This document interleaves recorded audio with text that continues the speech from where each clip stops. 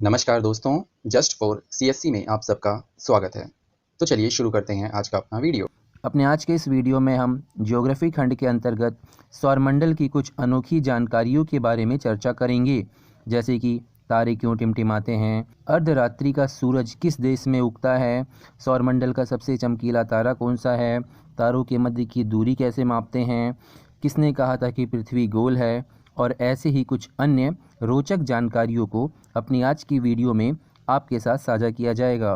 तो चलिए शुरू करते हैं आज का अपना वीडियो की शुरुआत करेंगे अपनी पिछली वीडियो के अभ्यास प्रश्न से, जिसमें आप सबसे पूछा गया था अंतरिक्ष यात्रियों को आकाश किस रंग का दिखाई देता है।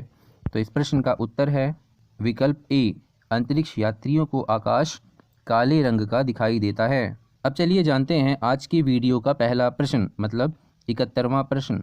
इससे पहले के प्रश्न आप पिछली वीडियोस में देख सकते हैं। तो आज के इस पहले प्रश्न में पूछा गया है तारों के मध्य दूरी मापने की इकाई क्या कहलाती है। उस इकाई का नाम बताना है जिसके माध्यम से तारों की दूरी मापते हैं। तो आपका आंसर होगा प्रकाश वर्ष। प्रकाश वर्ष के माध्यम से हम तारों के मध्य की दूरी को मापते हैं। एक प्रकाश वर्ष का मतलब है कि प्रकाश एक वर्ष में कितनी दूरी तय करता है।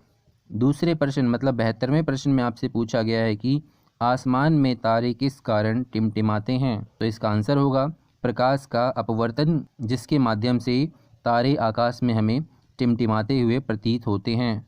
या फिर आप कह सकते हो कि वायुमंडल के कारण तारे आकाश में टिमटिमाते हैं। 73वें प्रश्न में आपसे पूछा गया है कि हमारे सौरमंडल का सबसे चमकीला तारा कौन सा है। उस तारे का नाम बताना है जो हमारे सौरमंडल का सबसे चमकीला है।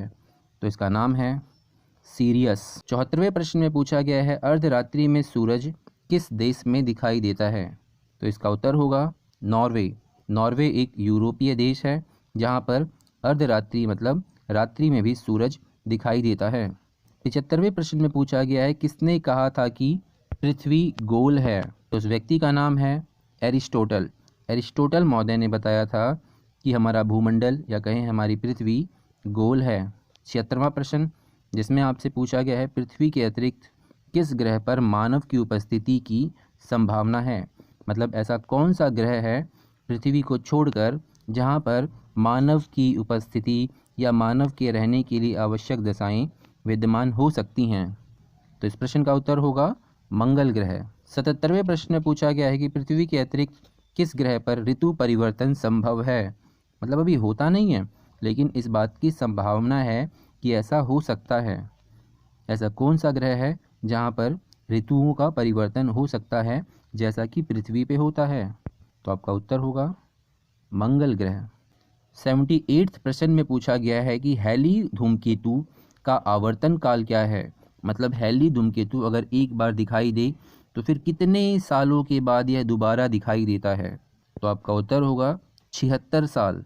मतलब अगर आज आपने हैली धूमकेतु देख लिया तो अगले 76 सालों के बाद ही इसे आप दोबारा देख पाएंगे। 79वें प्रश्न में बताना है कि इस पृथ्वी के सबसे निकट का खगोलीय पिंड कौन सा है। तो आपका आंसर होगा चंद्रमा पृथ्वी के निकट का सबसे खगोलीय पिंड है। और आज का अंतिम प्रश्न मतलब 80वें प्रश्न में पूछा गया है कि अपने अक्ष पर पृथ्वी एक चक्कर कितने समय में पूरा करती है।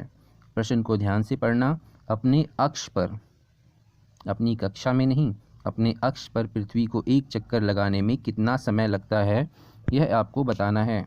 तो आपका सही जवाब होगा 23 घंटे 56 मिनट और 4 सेकंड। यही 56 मिनट और 4 सेकंड 4 वर्षों में एक दिन बनाते हैं और वही एक दिन फरवरी के महीने में जुड़कर लीप ईयर का निर्माण करता है, जब फरवरी में 29 दिन हो जाते हैं। चलते चलते आपके लिए है क्वेश्चन ऑफ द डे, जिसमें आपको बताना है कि निम्नलिखित में से किस ग्रह को सौंदर्य का देवता कहा जाता है। इसके लिए आपके पास 4 विकल्प हैं। ए बुध, बी शुक्र, सी बृहस्पति या फिर डी शनि। आपको बताना है कि इन चारों में से किस ग्रह को सौंदर्य का देवता कहा जाता है। अगर आपने हमारी पिछली वीडियोस देखी हैं तो इस प्रश्न का उत्तर आप अवश्य दे सकते हैं। तो आज की इस वीडियो में इतना ही। Thank you.